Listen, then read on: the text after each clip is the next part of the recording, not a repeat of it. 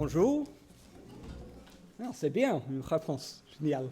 Bienvenue parmi nous, si c'est votre première fois ou si c'est votre millième fois, vous êtes très bienvenue parmi nous.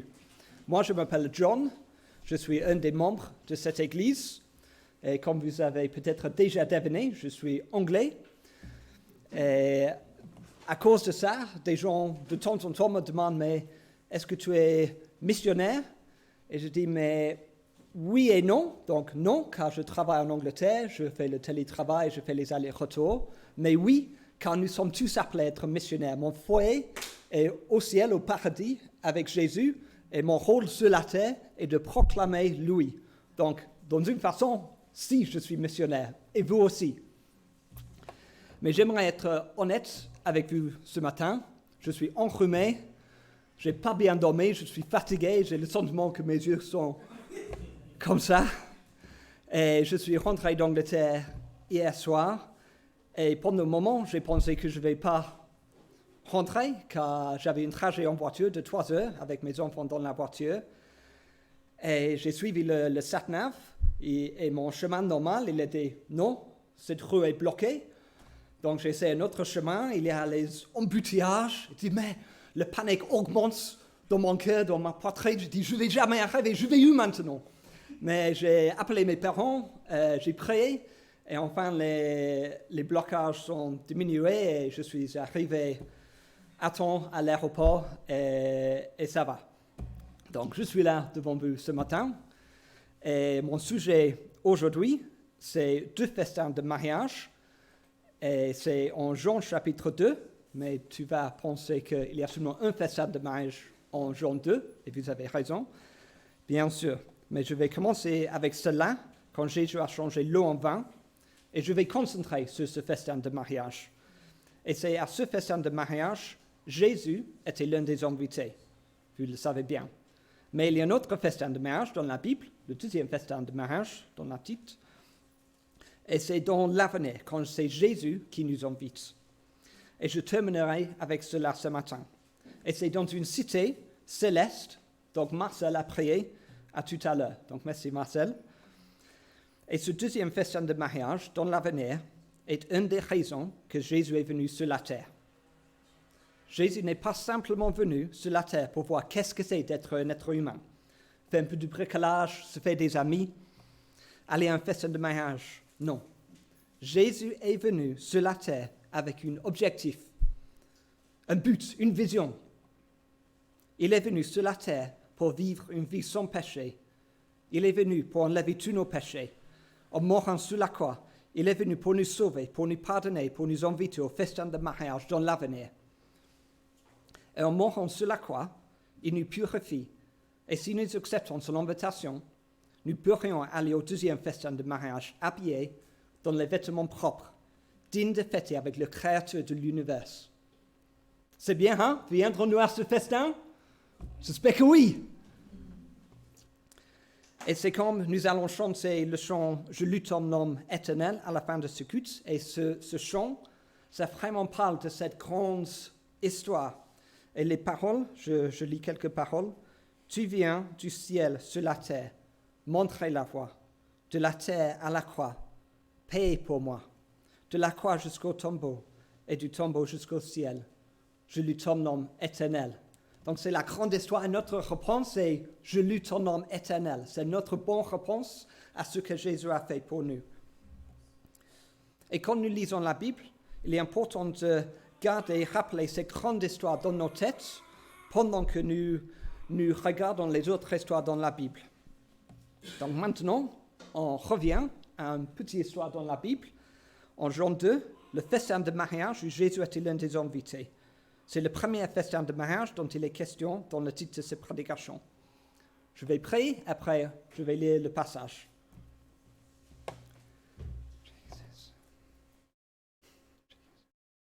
Jésus, je prie que je suis fidèle à ta parole ce matin, que je suis inspiré par ton Saint-Esprit, et que tu m'aides à parler clairement.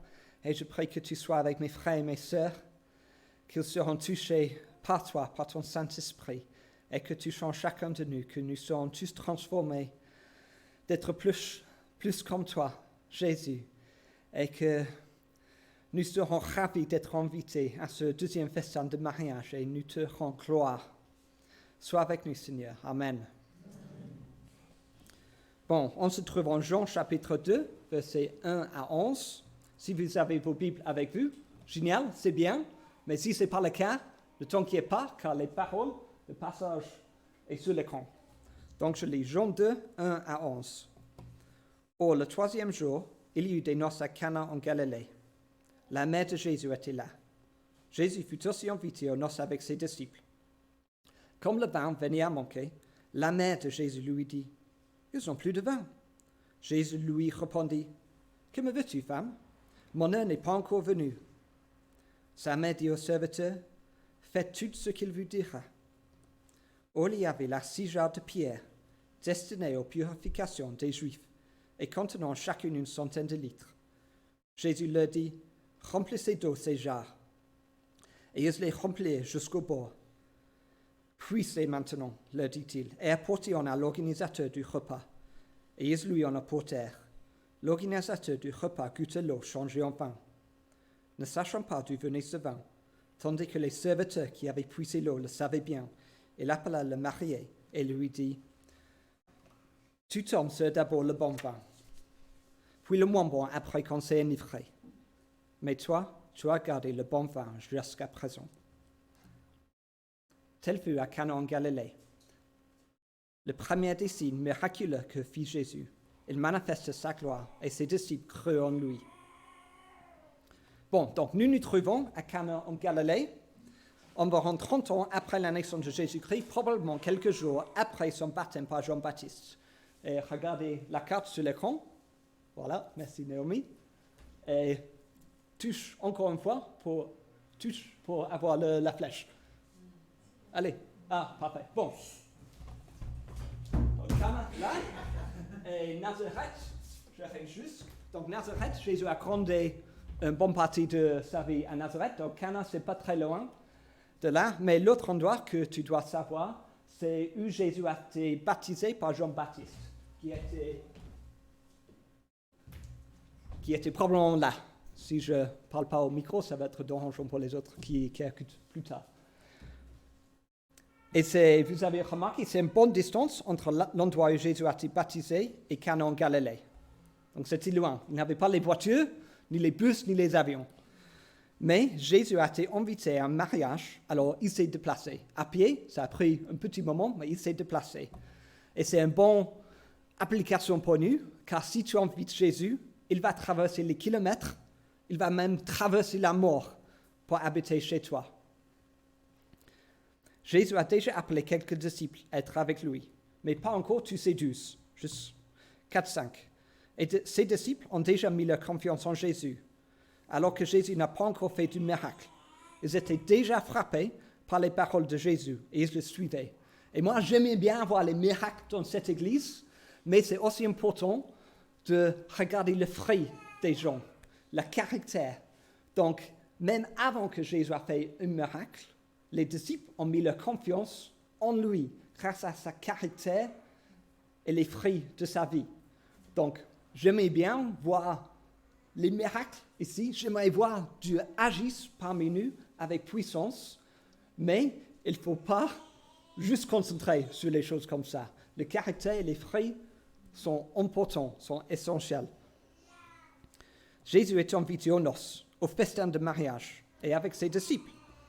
Et quel privilège d'aller à un festin avec Jésus. Les disciples auraient eu la joie d'y aller avec Jésus. Sa mère, elle était déjà là, aidant sans doute à son organisation, car le mariage était dans la même région où Jésus a grandi. On peut penser que les familles du couple étaient des amis ou des relations assez proches de la famille de Jésus. Le couple venait des familles soit riches, soit généreuses, car les disciples de Jésus étaient bienvenus et c'est peu probable qu'ils étaient tous déjà connus par le couple. Ou peut-être le couple avait si hâte d'avoir Jésus à leur festin, Jésus étant si bien aimé, qu'ils ont accepté que ses amis viennent aussi. Nous ne pouvons pas le savoir pour sûr, mais cela m'inspire une question. Est-ce que nous aimons Jésus suffisamment pour aimer ses amis, y compris ses amis difficiles? Il y a les chrétiens difficiles, non? Bien sûr, pas parmi nous, pas ici, non. Mais est-ce que nous aimons Jésus suffisamment pour aimer et accueillir les gens difficiles en dépit d'eux?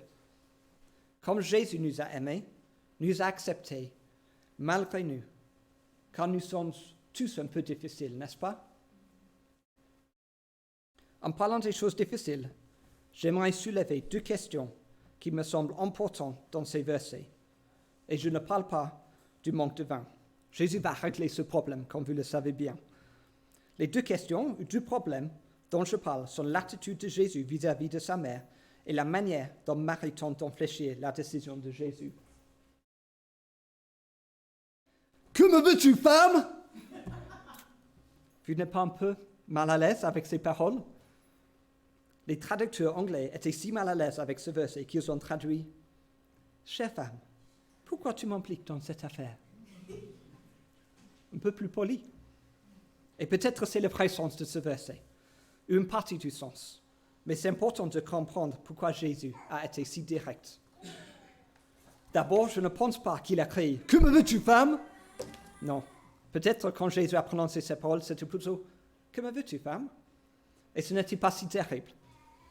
Et j'ai essayé de donner un exemple pour nous aider avec ce passage. Donc, imagine avec moi, pour un moment, que tu es invité chez des amis pour le dîner. On peut dire chez le pasteur Pablo et Ève, car ils aiment bien inviter les gens chez eux. Alors, tu es là, oh non, à table, avec Pablo, Ève et les autres. Et pendant le repas, Ève s'approche de toi et chuchote dans ton oreille. « J'ai plus de baguettes !» Je sais que cela ne va jamais arriver car elle avait une hôtesse exceptionnelle et en plus, il y a toujours plein de baguettes dans cet endroit qui est donné à tout le monde qui en a besoin. Donc ça ne va jamais arriver. Mais juste imagine. Et imagine qu'elle s'approche encore et te dit « Je n'ai plus de baguettes !» Et je ne pense pas que tu vas répondre « Que me veux-tu, femme ?» Non. Mais c'est quand même un peu étrange de te dire qu'il n'y a plus de pain. Tu es l'un des invités. Et c'est étrange de te demander de régler un manque de pain. Mais tu vas probablement aller en acheter car tu aimes Ève. Alors quand Jésus a dit « Que me veux-tu, femme ?» c'est comme il disait « Pourquoi tu me poses cette question? Je suis un des invités. Ce n'est pas mon rôle aujourd'hui d'être l'hôte. Le jour viendra où je fournirai du pain en abondance. Le jour viendra quand je verserai mon sang pour que tous puissent boire. Mais mon heure n'est pas encore venue. » Et peut-être que Marie était en train de faire pression sur Jésus, de le manipuler, de le forcer à faire quelque chose, de le contrôler. Peut-être, c'est pas sûr. Mais si c'était le cas, la réponse de Jésus est appropriée. Jésus n'est pas notre assistant magique, notre génie dans la lampe. Jésus est notre Seigneur. Et c'est très bien de venir à Jésus avec nos requêtes, mais rappelons-nous qui il est.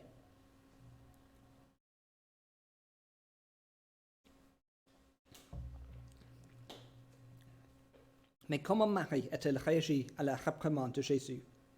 A-t-elle crié après lui? « Jésus, tu ne parles pas comme ça à ta maman. » Non. Elle a gardé sa confiance en lui, sa foi en lui. Elle sait que Jésus peut aider. Elle a une confiance inébranlable en lui.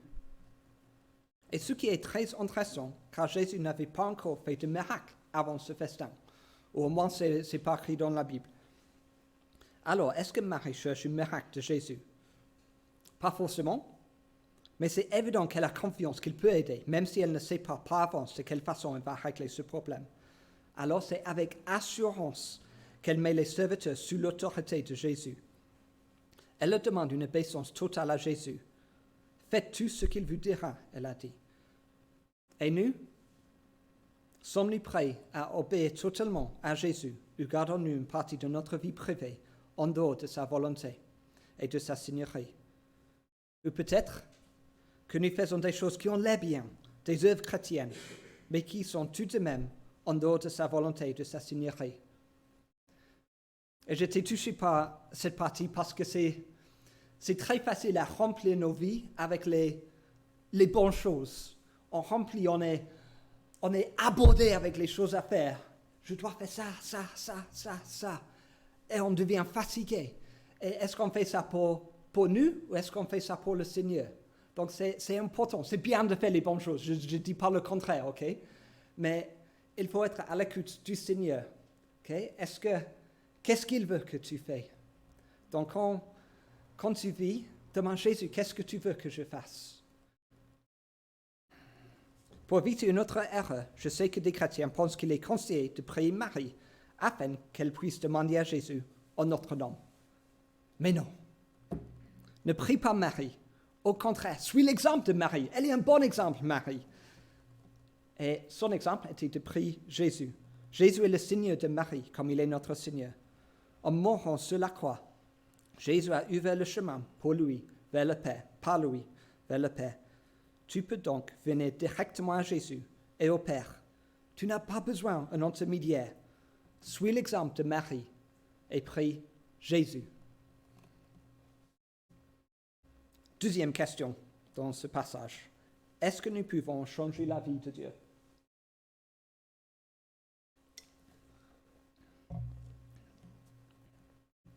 J'ai l'impression que par sa persévérance, Marie a réussi à changer la vie de Jésus. Et par conséquent, comme Jésus est Dieu, c'est comme s'il réussit à faire que Dieu change la vie. Mais ceci nous pose un problème, car nous croyons que Dieu ne peut pas se tromper. Alors comment pouvons-nous le persuader de changer son avis? Et ce passage n'est pas le seul dans la Bible où nous avons l'impression que les humains changent la vie de Dieu. Je peux citer les autres, mais c'est une liste longue, mais si ça vous intéresse, viens me voir après.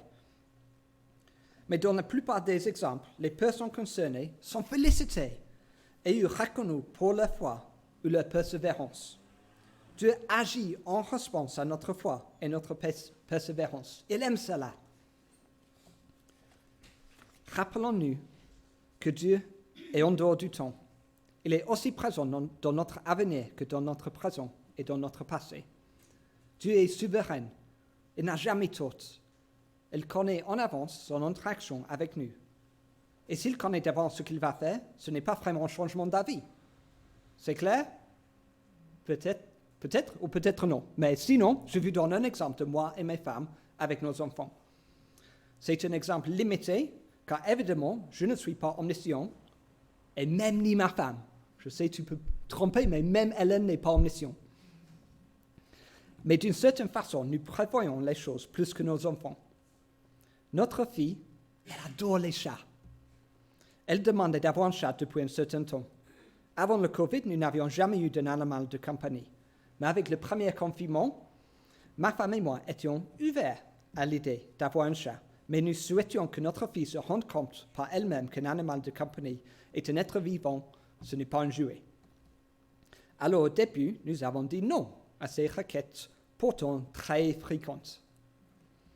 Nous lui avons expliqué qu'un chat a besoin d'être nourri régulièrement et encore pire, qu'il faut ramasser ses crottes.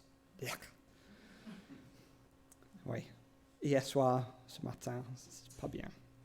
En disant non au début, nous avons fait un travail dans le cœur de notre fille. Elle a persévéré dans sa requête, mais elle est devenue plus responsable et sérieuse avec sa requête. Et enfin, quand nous avons été satisfaits, nous avons dit oui. De la perspective de notre fille, elle a changé notre avis.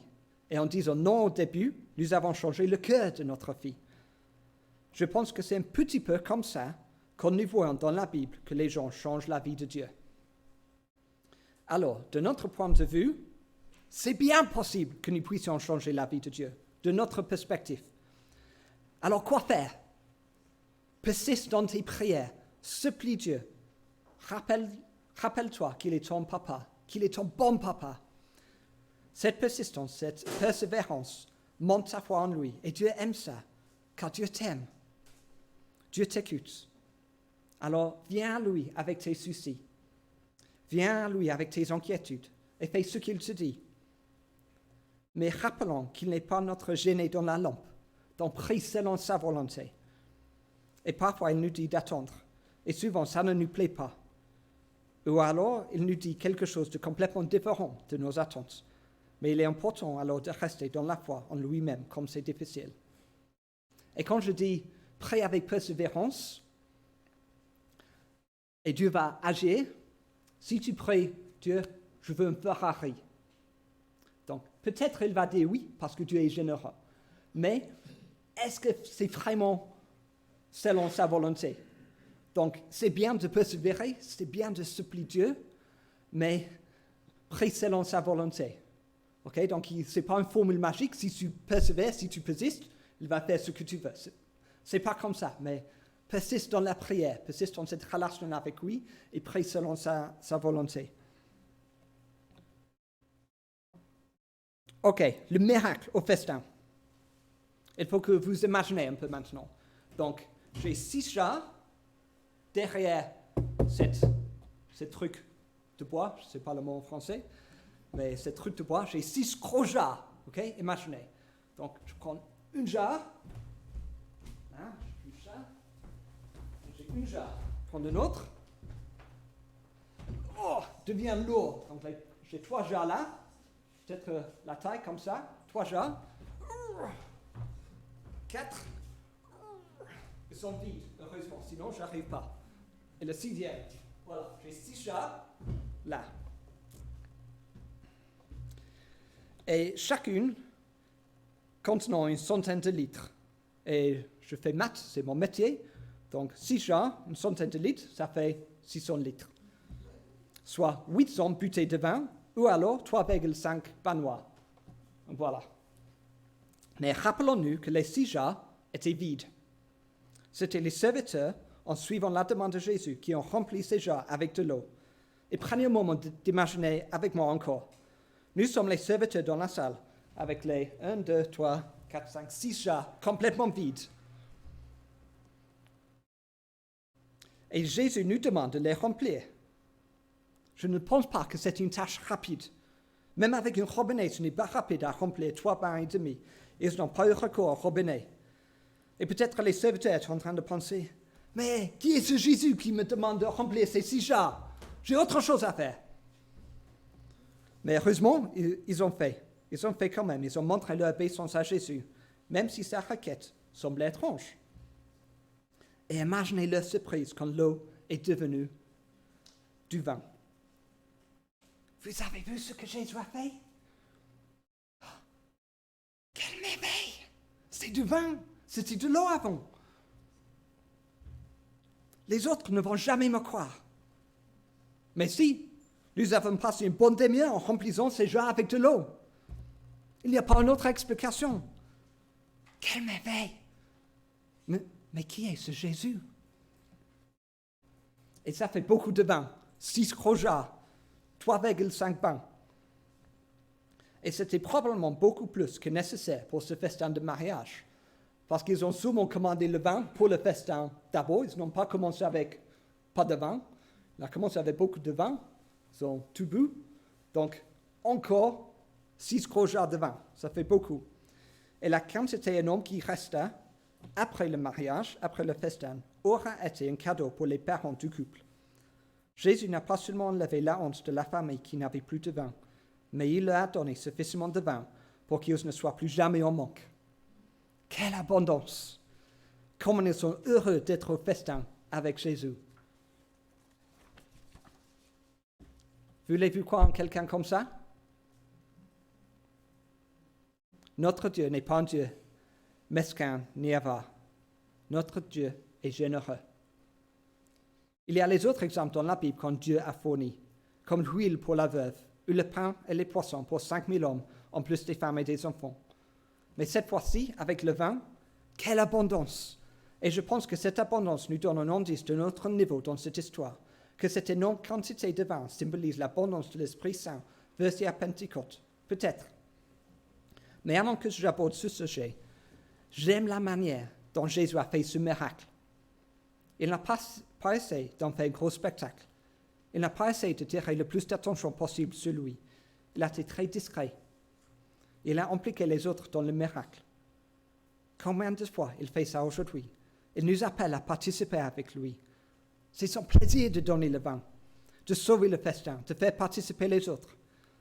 Il ne cherche pas les applaudissements. Et quel contraste avec la culture d'aujourd'hui, quand tout le monde essaie d'attirer attention sur eux-mêmes.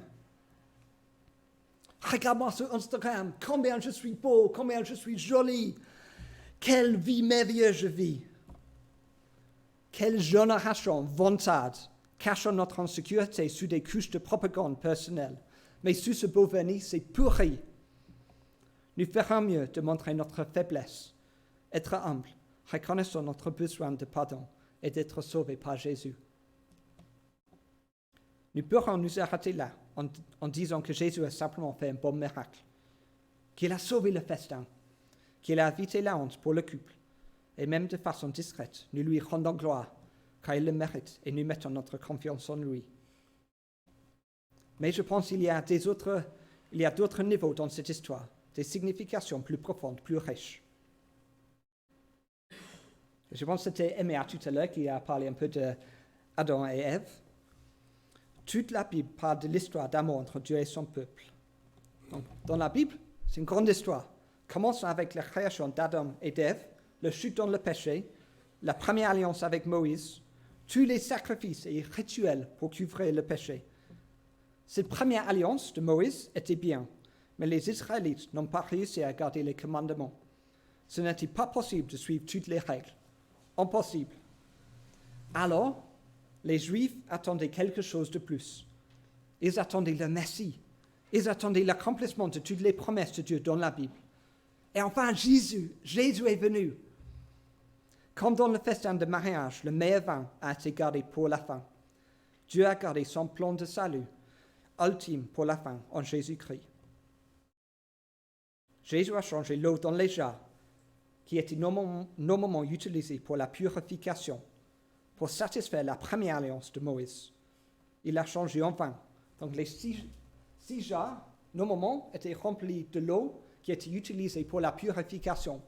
Parce que dans les règles juives, il faut laver avec l'eau vivante. Ça veut dire l'eau qui coule dans les fleuves, mais on a le droit de garder un petit moment dans les jarres. Mais les jarres ne deviennent pas propres, mais les jarres de pierre peuvent rester propres. Donc les jarres de pierre étaient importants et précieux pour garder l'eau de purification. Donc on a un jarre avec de l'eau pour la purification, pour satisfaire la première alliance de Moïse. Et Jésus l'a changé en vin. Et rappelle, la raison d'être de cette eau était de laver l'extérieur du corps pour une purification externe. Mais la raison d'être du vin est d'être fou. On boit le vin. Ce n'est pas juste pour regarder, voilà, je suis très riche, j'ai beaucoup de vin. Non, on boit le vin. Sinon, ce n'est pas vraiment le pain. Alors, et le vin, ça change l'intérieur. Alors, dans ce miracle, nous pourrions comprendre que la purification est maintenant acquise en buvant le sang de Jésus, symbolisé par le vin. Parce que pour les chrétiens, le vin symbolise le sang de Jésus. Nous ne sommes plus obligés de suivre les rituels juifs pour la purification. Heureusement, car la purification donnée par Jésus est une fois pour toutes et meilleure que la précédente. Car maintenant, grâce à cette purification donnée par Jésus, le chemin est ouvert vers le paradis, au deuxième festin de mariage. Heureux ceux qui sont invités au festin des noces de Jésus et son épouse, l'Église. J'ai une petite illustration sur l'écran. Donc, avec les Juifs, d'abord, on a nous. Il y avait plein de règles pour une purification externe. Et on arrive plus ou moins vers Dieu. Mais ça n'a pas beaucoup bien marché. Pour être frère, on a toujours besoin de la grâce de Dieu. Mais Jésus est venu. Et grâce à Jésus, son mort sur la croix, si tu touches Naomi, et puis, voilà, maintenant Dieu, grâce à Jésus, Dieu est en nous. C'est pas un Dieu loin, c'est Dieu en nous, par le Saint-Esprit. Par Jésus, notre relation avec Dieu est restaurée. Par Jésus, nous pouvons être remplis du Saint-Esprit et nous pouvons avoir communion avec Dieu. Non, il n'y a plus besoin d'un intermédiaire. Non, il n'est plus nécessaire d'aller voir un prêtre ou un prophète pour entendre Dieu. Grâce à Jésus, nous pouvons aller directement à Dieu le Père par le Saint-Esprit. Son premier miracle a été de changer l'eau en vin. Mais son plus grand miracle à la fin de sa visite sur la terre a essayé de mourir et de ressusciter, et de nous a demandé de boire le vin en nous rappelant le sang de Jésus qui a coulé pour nous sur la croix. Le vin signifie le sang de Jésus pour nous les chrétiens. Dans son premier miracle, il a donné le vin en abondance pour sauver une journée, un festin de mariage. Dans son plus grand miracle, quand il a été crucifié sur la croix, il s'est ressuscité. Il a donné son sang en abondance pour nous sauver, pour l'éternité, et nous inviter au deuxième festin à la fin du monde. Donc pour le festin de mariage, il a sauvé une journée. Mais avec son sang sur la croix, il nous a sauvés pour l'éternité.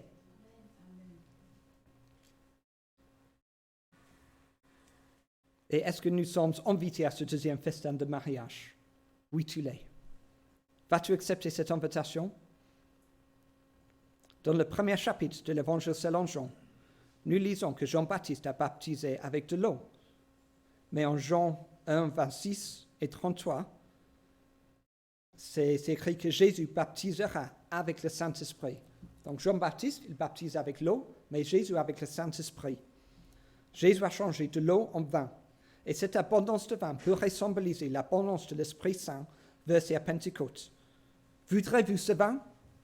Et puis n'est pas limité à un verre. Rappelle les 800 bouteilles de vin. Rappelle le 3,5 panois.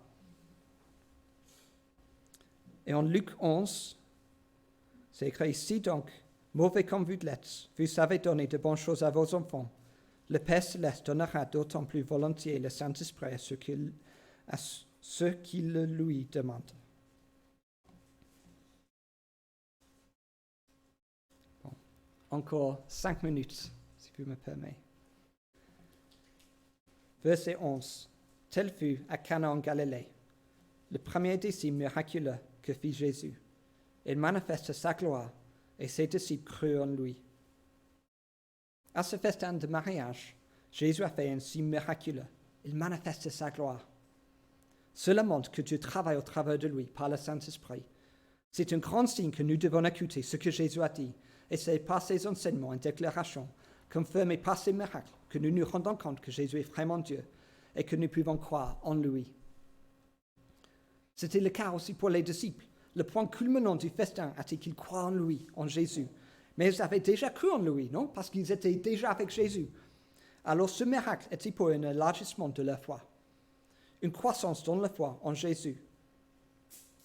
Ok, ne répondez pas à voix haute, mais qui ici ne veut pas croître dans la foi en Jésus? Bon, j'ai dit répondez pas, donc c'est bien. Est-ce que votre relation avec Jésus est déjà parfaite? Moi, sûrement pas. Moi, je veux croître dans mon relation avec Jésus. Je veux me lever chaque matin en pensant à lui. Je veux me coucher en pensant à lui. Je veux juste être si proche que je suis toujours heureux de prier, de marcher avec lui, d'être son écoute pendant la journée. Si je travaille, si je fais les courses, je veux aller au supermarché, j'entends les petites idées, les petits plus de Jésus et je partage avec le bon personne dans le supermarché. J'aimerais marcher plus en plus avec Jésus. Je ne suis pas encore arrivé, c'est sûr. Mais on peut croître dans notre foi en lui. Et c'était le même pour les disciples. Là, ils ont cru en Jésus, ils étaient avec lui, mais il manifeste sa gloire et ses disciples crurent en lui. Donc ça augmente. En comprenant ce que Jésus a fait pendant ce festin de mariage, tu peux croire en lui. Tu peux accepter son invitation au festin de mariage à la fin du monde, où tu pourras passer l'éternité avec lui en célébration. Alors, j'ai fait allusion à ce festin de mariage dans l'avenir, donc je vais lire le passage. Donc, c'est trouvé en Apocalypse, chapitre 19, et les versets vont apparaître sur l'écran. Parfait.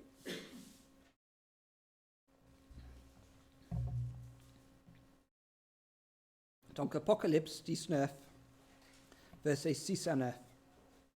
Et j'entendis comme la voix d'une foule immense.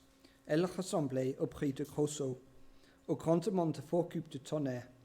Elle disait, Alléluia, car le Seigneur, notre Dieu Tout-Puissant, a établi son règne. Réjouissons-nous, soyons dans la joie et rendons-lui gloire, car voici venu le moment des noces de l'agneau et son épouse s'est préparée. car voici venu le moment des noces de l'agneau et son épouse s'est préparée. Il lui a été donné de s'habiller d'un fin lin, éclatant, pur. En effet, le fin lin, ce sont les œuvres justes des saints. L'ange me dit alors, écris, heureux ceux qui sont invités au festin des noces de l'agneau. Heureux ceux qui sont invités au festin des noces de l'agneau. Puis il ajouta, ces paroles sont des véritables paroles de Dieu. Ce passage est une partie d'une vision que l'apôtre Jean a eue. Et c'est le même Jean qui a écrit l'évangile selon Jean et qui parle du premier festin de mariage. Donc, Jean chapitre 2, c'est écrit par Jean. Apocalypse, c'est écrit par le même Jean. Donc, d'abord, il parle d'un festin de mariage et plus tard, il parle de notre festin de mariage. Et c'est un festin de mariage qui va venir dans l'avenir. Et ce mariage est entre l'agneau, c'est-à-dire Jésus, et son épouse, l'Église, tous les frères chrétiens qui ont vécu, y compris nous. Donc l'Église, ce n'est pas le bâtiment, l'Église, c'est le peuple de Dieu. Je ne vais pas expliquer ce passage, mais sachez que dans l'avenir, il y aura un grand festin de mariage au paradis, aux cités célestes, et nous y sommes invités. Mais serons-nous prêts pour y entrer? En fait, c'est la raison pour laquelle Jésus est venu, afin que nous puissions être prêts pour y entrer, être avec lui au festin de mariage à la fin du monde. Viendrons-nous à ce festin? Viendrons-nous à ce festin? C'est là où nous voulons aller. Amen? Tu y es invité. Jésus a accepté une invitation au festin de mariage à Cana en Galilée. Si tu invites Jésus dans ta vie, comme à ton festin de mariage, il va agir en toi. Il va montrer sa gloire. Il t'invitera au deuxième festin de mariage. Celui qui vient à la fin du temps, entre Christ et l'Église. Alors viens au festin, dit-il. Si tu n'es pas encore chrétien, tu es invité à ce festin dans l'avenir. Mais comment y aller? Si tu veux accepter cette invitation, il faut admettre que tu as péché, que tu as fait des choses mauvaises, que tu as offensé un Dieu saint et juste, et que tu mérites la punition, même l'enfer, que tu as besoin d'être pardonné. Il faut croire que Jésus a payé la punition pour tes péchés quand il a été mis à mort sur la croix et qu'il t'offre le pardon si tu te repens et mets ta confiance en lui. Il t'invite au festin. Viens au festin, il dit. Mais c'est ton choix d'accepter ou de refuser cette invitation. Si tu refuses cette invitation, c'est toi qui vas payer le prix pour tes péchés. Car Dieu est juste. Car Dieu est juste et doit punir les péchés parce qu'il est saint, il est juste. Mais si tu acceptes cette invitation, c'est Jésus qui a déjà payé le prix pour tes péchés sur la croix. Et grâce à lui, tu peux aller au festin. Si tu as déjà accepté cette invitation, si tu crois en Jésus, n'oublie pas que tu iras au festin. C'est une joie. Nous irons au festin. C'est un honneur. Réjouis-toi. Et partage cette joie en invitant les autres. Et rappelons-nous que notre relation avec Jésus n'est pas juste pour l'avenir. C'est aussi pour maintenant. Alors viens au festin. Bon. Amen. On va chanter. Je lui ton nom éternel. Donc, j'invite les musiciens à revenir.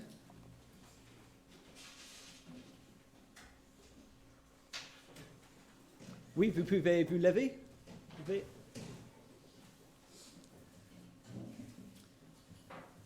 Et même si on va chanter, le but n'est pas juste de chanter des paroles. Le but, c'est d'adorer notre Seigneur.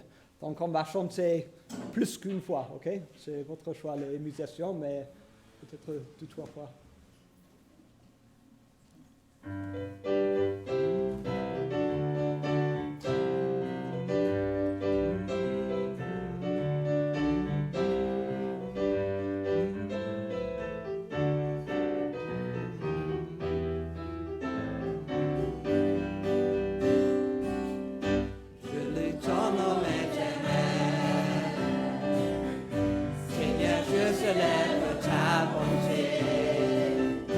Quelle joie tu vis en moi.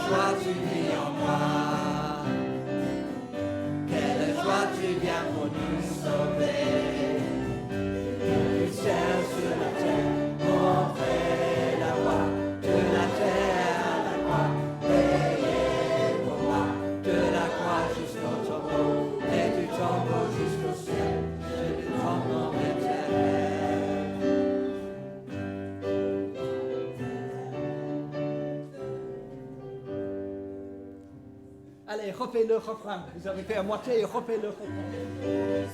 Sur la terre, montrez la voie, de la terre à la croix. Veillez pour moi, de la croix jusqu'au tombeau, et du tombeau jusqu'au ciel, de ton nom éternel.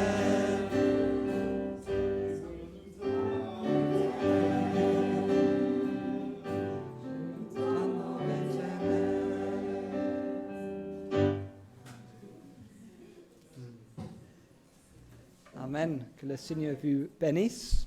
Et rappelons-nous que nous sommes une église accueillante. Donc, regarde autour de vous. Il y a des gens nouvelles. Donc, accueillez les autres. Sois gentils.